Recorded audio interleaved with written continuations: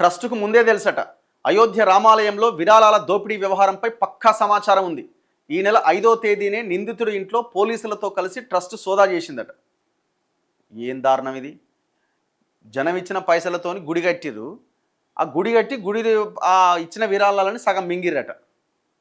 రాత్రికి రాత్రే కోటీశ్వర్లు అయిపోయారట దొంగలంతా. ఎన్ని కోట్లు వసూలు చేశారు? అయోధ్య విరాళాల దోపిడీ వ్యవహారంలో కీలక సూత్రధారి మాస్టర్ మైండ్ అని ఎవడైతే అనుకుంటున్నారో అనుకల్ప్ మిశ్రా అట. వాడు ఆయన బామ్మర్ది లవకుష్ మిశ్రాలు రాత్రికి రాత్రే కోట్లకు పడగలెత్తిరట. ఆదివారం అనుకల్పుకు చెందిన బసవ అనే గ్రామంలో అధికారులు తనిఖీలు చేసినప్పుడు విలాసవంతమైన భవనాలు ఉన్నాయట. అలాగే వారి ఆర్థిక పరిస్థితులపైన కుటుంబీకులు సహా చుట్టుపక్కల వారి నుంచి సమాచారం సేకరించిరట. అనుకల్ప్ అనేటోడు నిన్న మొన్నటి వరకు ఆర్థికంగా ఇబ్బందులు ఉండేనట. ఇటీవలే భారీ ఎత్తున భవనాలు నిర్మించడంతో పాటు పొలాలు కొన్నాడట, స్థలాలు కొన్నాడట. అయితే అనుకల్ప్ మంచివాడే అని చెప్పినట్లు అధికారిక వర్గాల ద్వారా తెలిసిందట. అనుకల్ప్ తాత రాజేంద్ర ప్రసాద్ ఇచ్చిన సమాచారం మేరకు గత ఏప్రిల్ 30వ తేదీన 7 రోజుల పాటు భారీ కార్యక్రమం జరిగిందట. దీనికి చంపత్ రాయ్ సహా తీర్థ క్షేత్ర ట్రస్ట్ నుంచి ప్రముఖులు కూడా వచ్చిరట. అయితే ఇంత పెద్ద ఎత్తున కార్యక్రమం నిర్వహించేందుకు అంత సొమ్ము ఎలా వచ్చిందో తనకు తెలియదని పేర్కొన్నాడట. ఇక స్థానికులు తెలిపిన ప్రకారం అనుకల్ప్ ఇటీవలే వ్యవసాయ క్షేత్రం ఫామ్ హౌస్ కట్టిండట. గత ఏడాది 65 లక్షలు పెట్టి అయోధ్యలో ఇల్లు కొన్నాడట. అయితే అనుకల్ప్ ఒక బ్యాంకులో అవుట్సోర్సింగ్ ఉద్యోగి మాత్రమేనట. ఈ నేపథ్యంలో ఇంత సొమ్ము ఎక్కడి నుంచి వచ్చిందన్న విషయమై ఆరా తీస్తున్నారట. ఇదిలా ఉంటే లవకుష్ను అనుకల్పే విరాళాలు లెక్కించే ఉద్యోగంలో చేర్పించిండట. లవకుష్ నిన్న మొన్నటి వరకు అద్దె ఇంట్లో ఉండేవాళ్ళు. తాజాగా ఆయన లక్షలు ఖరీదు చేసే వాహనాన్ని కొనుగోలు చేసినట్లు రుదౌలి ప్రాంతానికి చెందిన స్థానికులు అధికారులకు చెప్పిరట. జన సొమ్ము ఆ లెక్కబెట్టే కాడు ఉన్నారట. ఇంతే వచ్చిందని చెప్పడం, మిగతా అంతా లోపలేసుకోవడం. ఫామ్ హౌజులట, ఇండ్లట, అయోధ్య రామాలయం, ఇదంతా దీని వెనకాల పెద్దవాళ్ళు లేకుండానే జరిగిందంటారా? అవకాశం ఉంటుందా?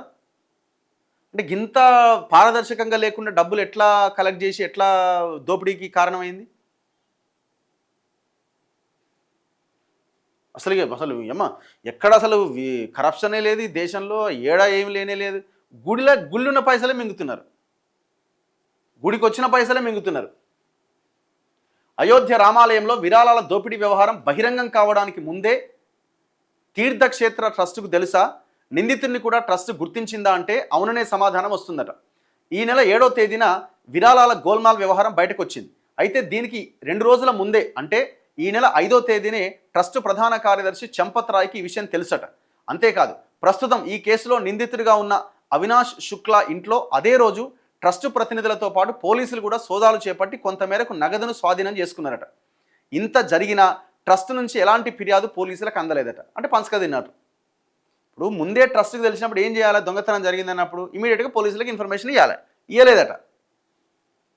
5వ తేదీన జరిగిన సోదాలు అనధికారికమని ఎలాంటి ఎఫ్ఐఆర్ లేకుండానే సోదాలు చేపట్టినట్లు ఆ వర్గాలు పేర్కొన్నాయి. ఈ నెల 7వ తేదీన విషయం వెలుగు చూసిన తర్వాత దేశవ్యాప్తంగా చర్చనీయాంశమైంది. ఈ దోపిడీ వ్యవహారం ట్రస్టుకు ముందే తెలిసినా ఈ విషయాన్ని గోప్యంగా ఉంచడం వెనుక అనేక అనుమానాలు వస్తున్నాయి. కానీ ఈ కేసు విషయంలో ట్రస్ట్ చేసిన జాప్యంపై అధికారులు ఇప్పటివరకు ప్రశ్నించకపోవడం గమనార్హం. ఇదిలా ఉంటే 24 సెకండ్ల నిడివి మాత్రమే ఉన్న సీసీటీవీ ఫుటేజ్ ఒక నల్లటి బ్యాగుతో శుక్లా కనిపించిందట. అతని నుంచి స్వాధీనం చేసుకున్న సొమ్ము దానిలో ఉండి ఉంటుందని భావిస్తున్నారు. మరో ఫోటోలో ఇంకో నిందితుడు రామ్శక్కర్ మిశ్రా కూడా ఉన్నాడట. సీసీ కెమెరాలు కూడా ఖతం చేసిరు దొంగలు. సీసీ కెమెరా ఫుటేజ్ లేకుండా మాయం చేసి దొరకకుండా అవతలపడ్డారు. ఏముంటుంది ఇవి? ఈ కేసులు ఏమైనా నిలబడే అవకాశం ఉంటుందా? ఏమైనా ఉంటుందా? ఏమైనా కోర్టుకి ఏం కావాలా? ఎవిడెన్స్ కావాలా? దీని వెనకాల ఎవడో పెద్దోడే ఉన్నప్పుడు ఏముంటుంది?